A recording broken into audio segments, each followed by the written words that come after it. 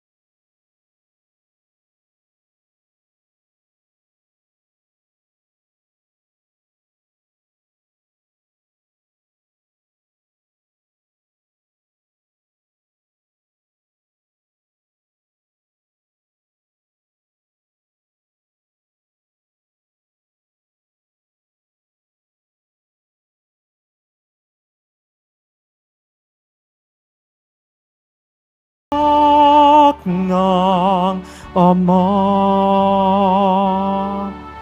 ikaw na nag-aalis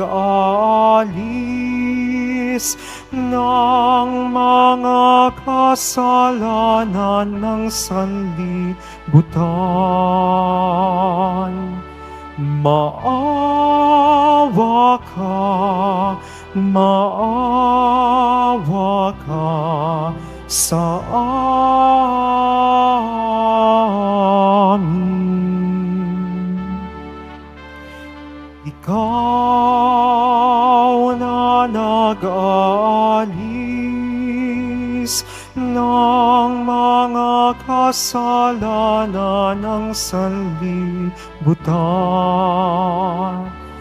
Tanggapin mo ang aming kahilingan. Tanggapin mo ang aming kahilingan. Ikaw na naluluklok sa kanan ng Ama, maawa ka sa amin. Sapagkat ikaw lamang ang banal at ang kataas-taasan, ikaw lamang, O Jesucristo, ang Panginoon, kasama ng Espiritu Santo sa kadakilaan ng Diyos Ama. Amen. Ng Diyos Ama. Amen. Papuri sa Diyos, papuri sa Diyos, papuri sa Diyos sa kaitaasan.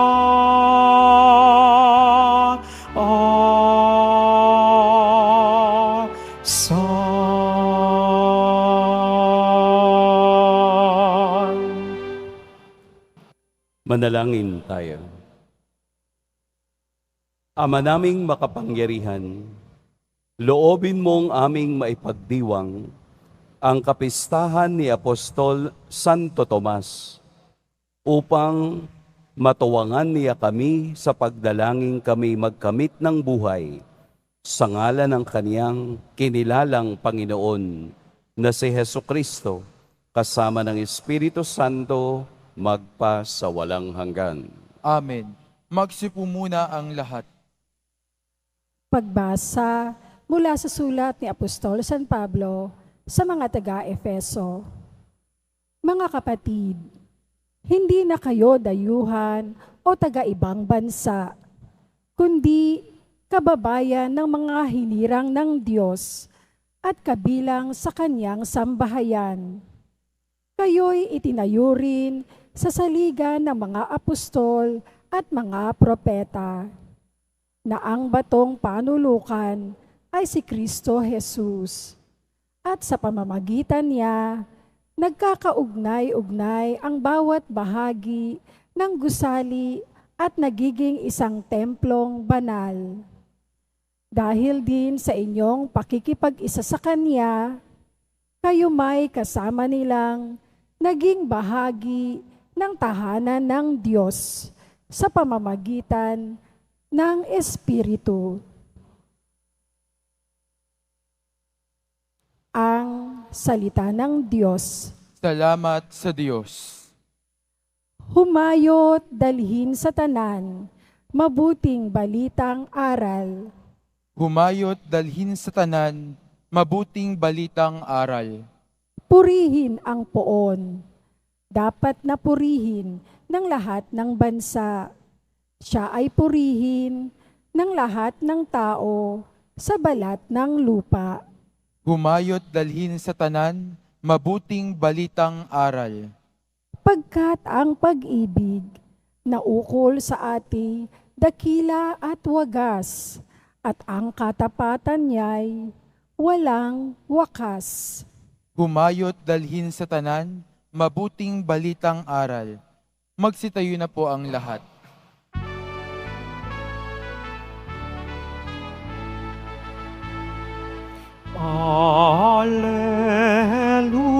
Alleluia, alleluia, alleluia, alleluia.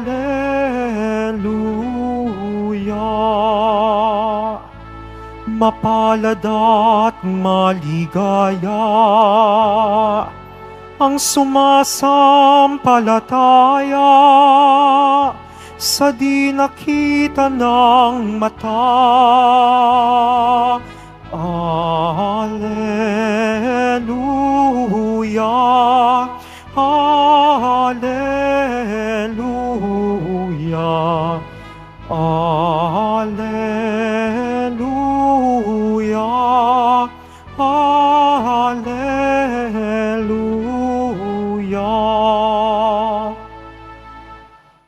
Sumainyo ang Panginoon, At sumaiyo rin. ang mabuting balita ng Panginoon ayon kay San Juan.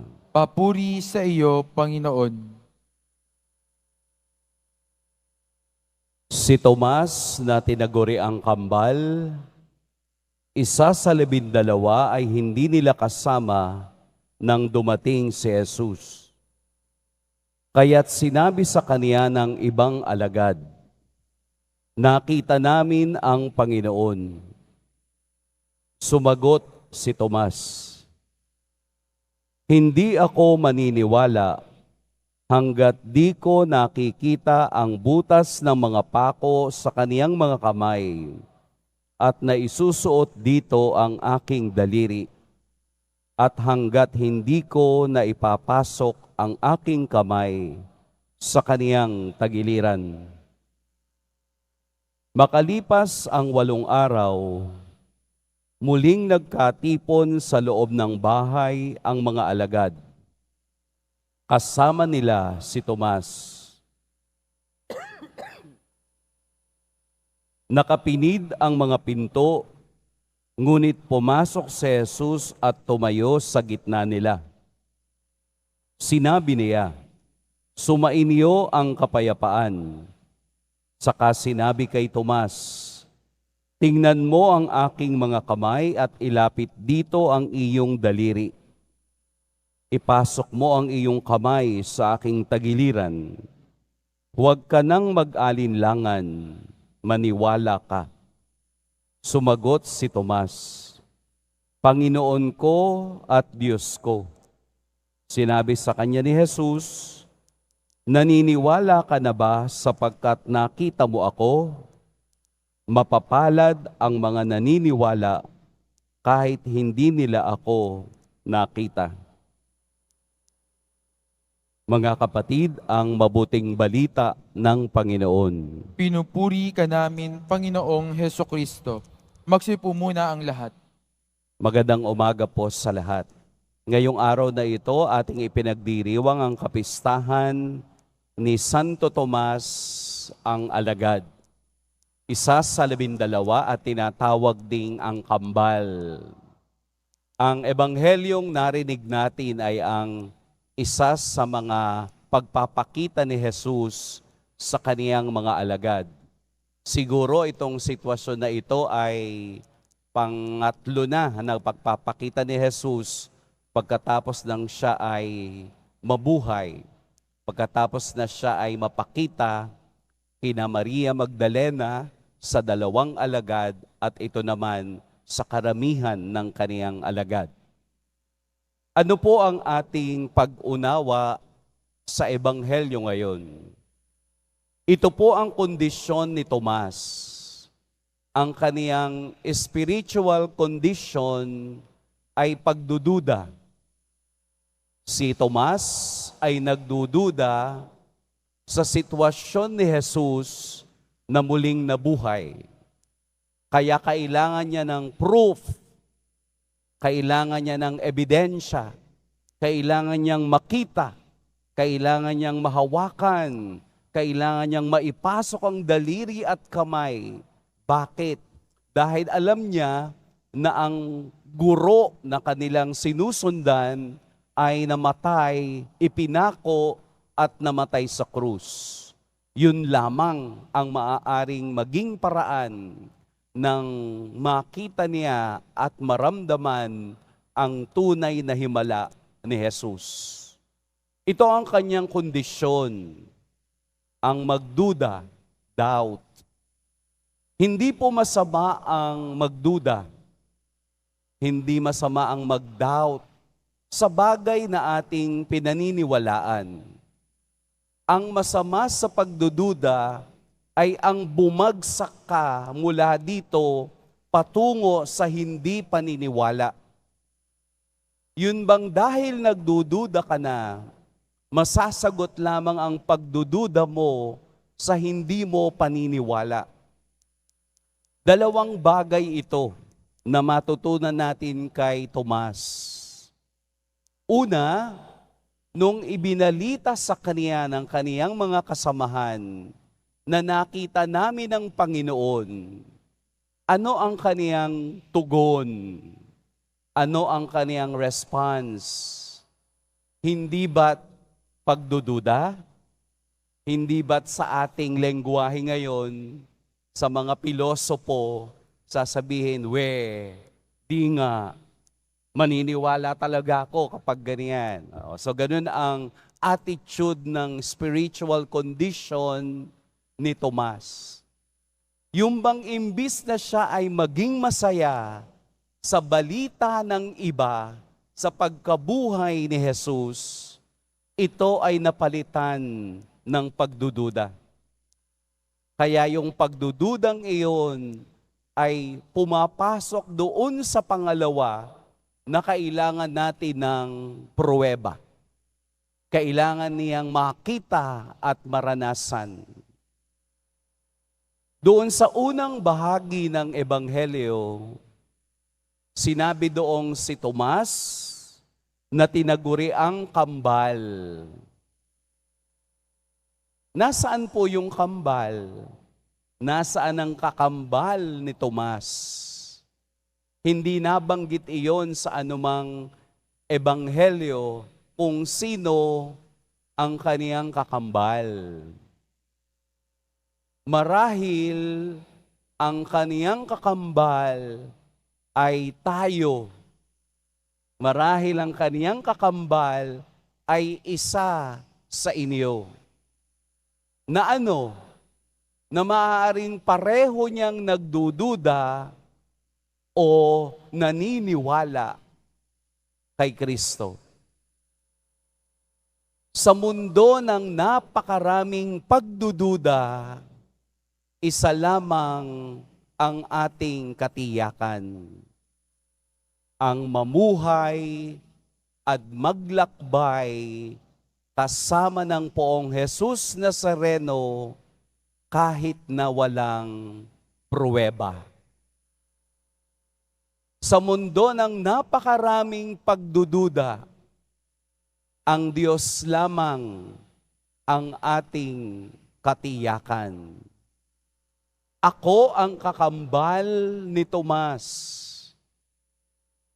na nasa pagdududa pero nawawala dahan-dahan dahil ako'y nagtitiwala. Sa kapangyarihan ng Diyos, hindi natin kailangan ng pruweba. Ang kailangan natin ay pagtitiwala at pananampalataya sa kaniyang kapangyarihan. Huwag na tayong maghanap ng pruweba. Huwag na tayong maghanap ng bagay na hindi kayang arukin ng ating isip. Mismong ang ating buhay sa araw na ito ay pruweba ng kapangyarihan ng Diyos. Sa araw na ito, marami ang hindi na nagising. Marami na ang namamatay. Pruweba ng Diyos na ang iyong buhay ay biyaya mula sa may kapal. Tayo ay bumangon. Tayo ay tumayo, naglakad, at naririto bilang pruweba ng pag-ibig at biyaya ng Diyos. Huwag na kayong maghanap ng iba. Tayo mismo sa ating sarili ay pruweba na ng pagmamahal at biyaya ng Diyos. Hindi natin kailangan muli pang saktan ang Diyos sa pamamagitan ng paghahanap ng pruweba ng kaniyang kapangyarihan. Ang ating paghinga, ang araw-araw nating paggising sa umaga, ay kapangyarihan na ng Diyos sa ating buhay. Kailangan nating magtiwala, kailangan nating kumapit, kailangan nating maranasan ang tunay ng pananampalatayang nadarama at hindi nakikita ng mata. Sa huling bahagi ng Ebanghelyo, maliwanag ang salita ni Kristo. Mapapalad ang mga naniniwala kahit hindi nila ako nakikita. Naniniwala tayo sa mapagpalang pag-ibig at awa ng ating Poong Jesus Nazareno. Pagpalain tayo ng Poong may kapal. Magsitayo na po ang lahat.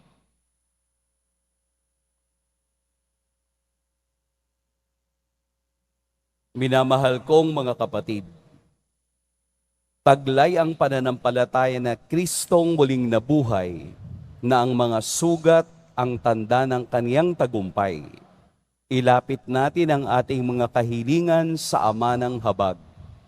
Panginoon, tulungan mo kami sa aming kahinaan. Panginoon, tulungan mo kami sa aming kahinaan. Bilang isang simbahan, naway hindi tayo magkulang sa pagpapahayag ng ating pananampalataya sa mga taong hindi sumasampalataya. Manalangin tayo. Panginoon, tulungan mo kami sa aming kahinaan. Ang simbahan sa Asya, naway magkaroon ng paglago. Manalangin tayo. Panginoon, tulungan mo kami sa aming kahinaan. Ang mga nakalugmok na pagiging makasalanan at kawalan ng pananampalataya, naway mapaningababawan ang kanilang pag-aalinlangan at yakapin ng tunay na pananampalataya. Manalangin tayo. Panginoon, tulungan mo kami sa aming kahinaan. Ang mga nabibigatan sa buhay, lalo ng mga may sakit at nangungulila, naway magtamasa ng kagalakan ng muling pagkabuhay ni Kristo. Manalangin tayo. Panginoon, tulungan mo kami sa aming kahinaan. Ang mga namayapang tapat sa Panginoon, naway makabahagi sa kaluwalhatian ng buhay na walang hanggan. Manalangin tayo. Panginoon, tulungan mo kami sa aming kahinaan. Ama, sa pagluhog namin sa iyo ng aming mga kahilingan, palalimin mo ang aming pananampalataya upang tulad ni Santo Tomas, ibigin at sambahin namin ang iyong anak na nabubuhay at naghahari magpas sa walang hanggan. Amen. Magsipo muna ang lahat.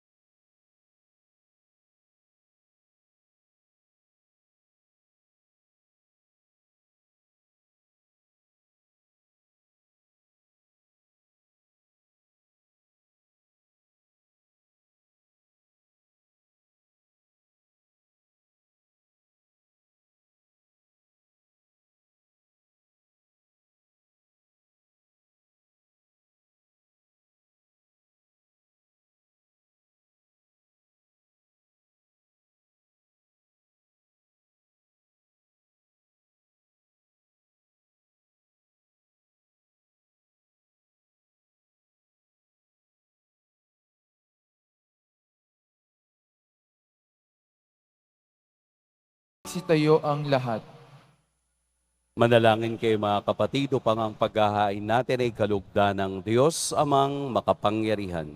Tanggapin nawa ng Panginoon itong paghahain sa iyong mga kamay, sa kapurihan niya at karangalan, sa ating kapakinabangan at sa buong sambayanan niyang banal. Ama naming lumikha, inihahain namin ang aming paglilingkod, kalakip ang dalangin itaguyod mo ang iyong mga kaloob sa amin.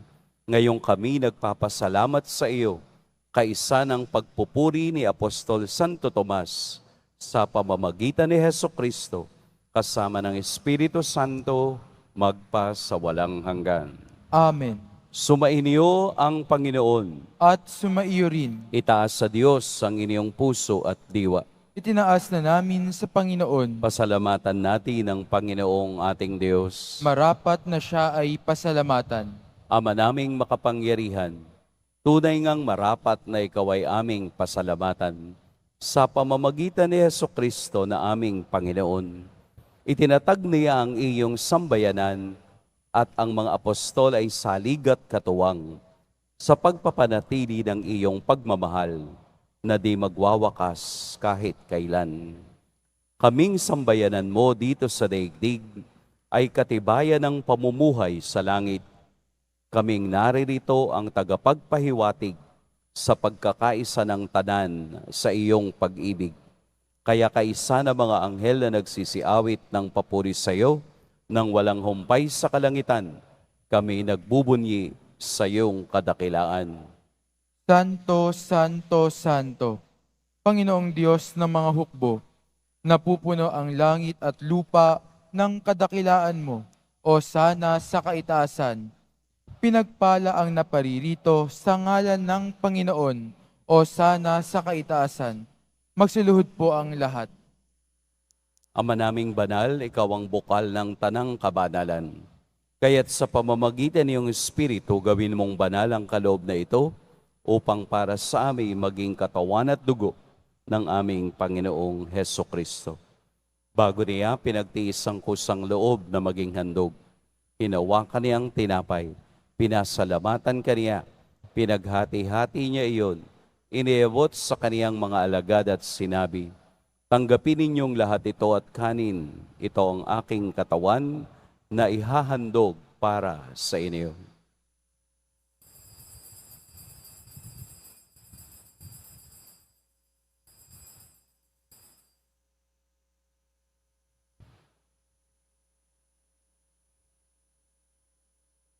Gayun din naman noong matapos ang hapunan, hinawakan niya ang kalis, muli kaniyang pinasalamatan. Inabot niya ang kalis sa kaniyang mga alagad at sinabi, tanggapin ninyong lahat ito at inumin, ito ang kalis ng aking dugo, ng bago at walang hanggang tipan, ang aking dugo na ibubuhos para sa inyo at para sa lahat, sa ikapagpapatawad ng mga kasalanan. Gawin ninyo ito sa pag-alala sa akin.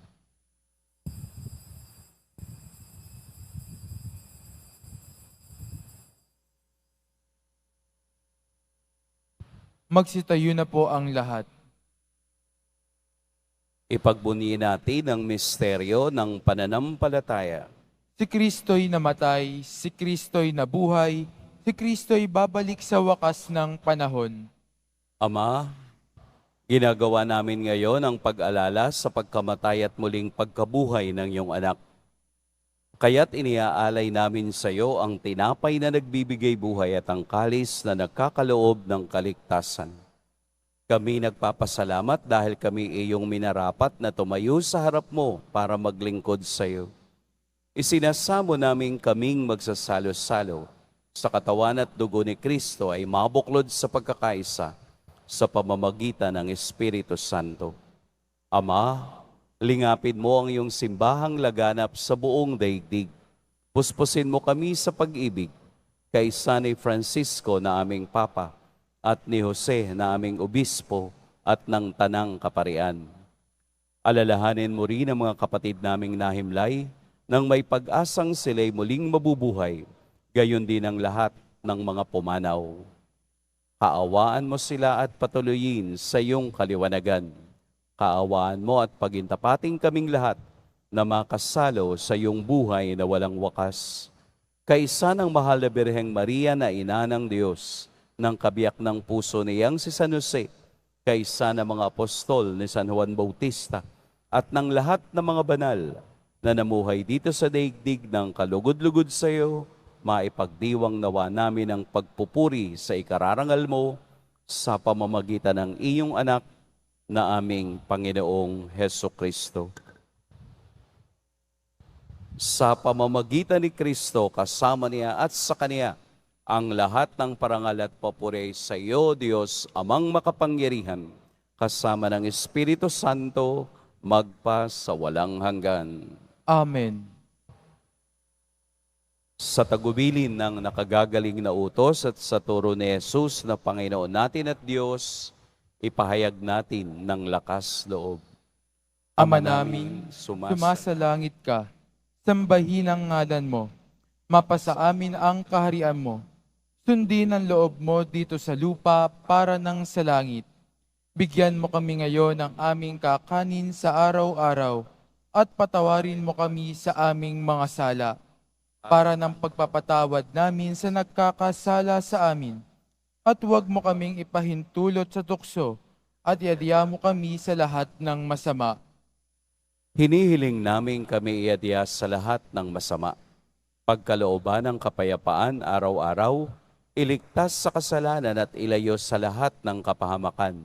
Samantalang aming pinananabikan ang dakilang araw ng pagpapahayag ng tagapagligtas naming si Heso Kristo. Sapagkat iyo ang kaharian at ang kapangyarihan at ang kapurihan magpakailanman. Amen. Panginoong Heso Kristo, sinabi mo sa iyong mga apostol, kapayapaan ang iniiwan ko sa inyo, ang aking kapayapaan ang ibinibigay ko sa inyo. Tunghayan mo ang aming pananampalataya at huwag ang aming pagkakasala. Pagkalooban mo kami ng kapayapaan at pagkakaisa ayon sa iyong kalooban, kasama ng Espiritu Santo, magpa sa walang hanggan. Amen. Ang kapayapaan ng Panginoon naway laging sumainyong lahat. At sumaiyo rin. Magbigayan kayo ng kapayapaan sa isa't isa.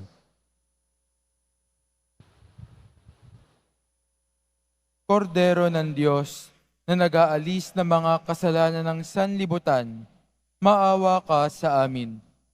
Kordero ng Diyos na nag-aalis ng mga kasalanan ng sanlibutan, maawa ka sa amin. Kordero ng Diyos na nag-aalis ng mga kasalanan ng sanlibutan, ipagkaloob mo sa amin ang kapayapaan. Magsiluhod po ang lahat. Panginoon ko at Diyos ko, ang mga salitang binanggit ni Apostol Santo Tomas. Ito ang kordero ng Diyos. Ito ang nag-aalis sa mga kasalanan ng sanlibutan. Mapapalad ang inaanyayahan sa kaniyang piging. Panginoon, hindi ako karapat-dapat na magpatuloy sa iyo, ngunit sa isang salita mo lamang ay gagaling na ako.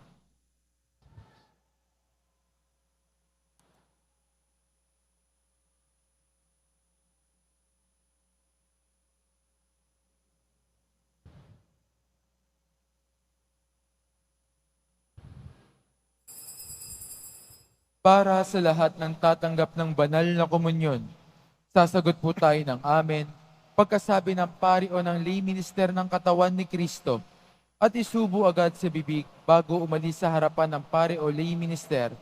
Sumunod po tayo.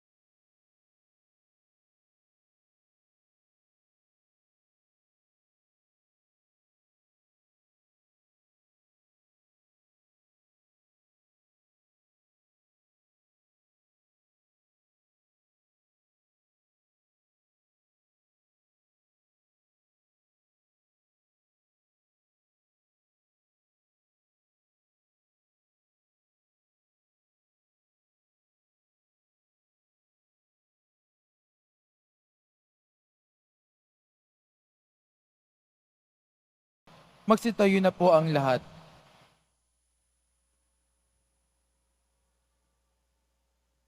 Manalangin tayo.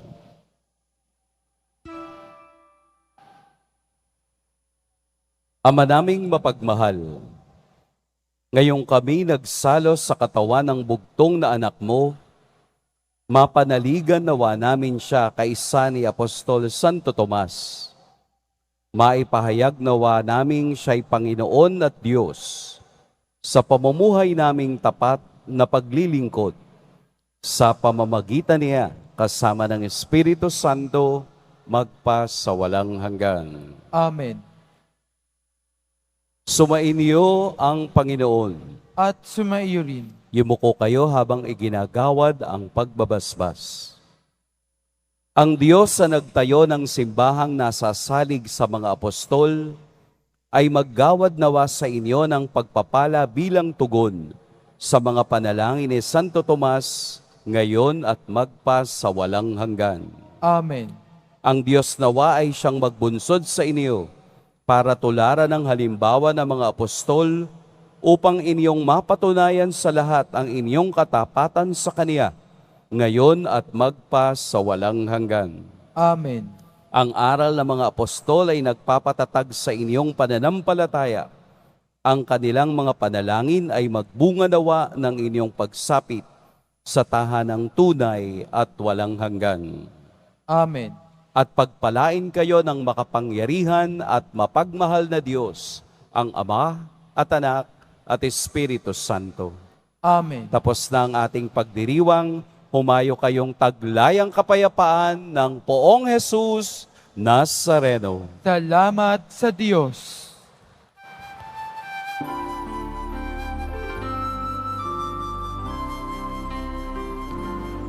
Nuestro Padre Jesus Nazareno, sinasamba ka namin. Pinipinto ka namin, aral mo ang aming buhay at kaligtasan. Nuestro Padre Jesus Nazareno, iligtas mo kami sa kasalanan. Ang krus mong kinamatayan ay sagisag ng aming kaligtasan.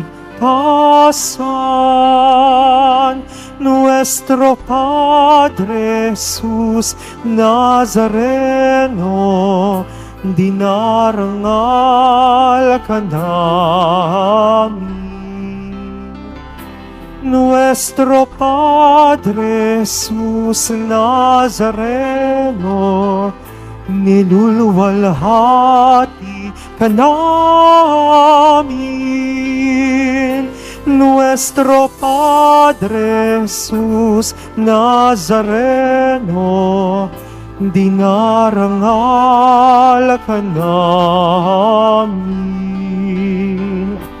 Nuestro Padre Jesus Nazareno, niluluwalhati ka namin.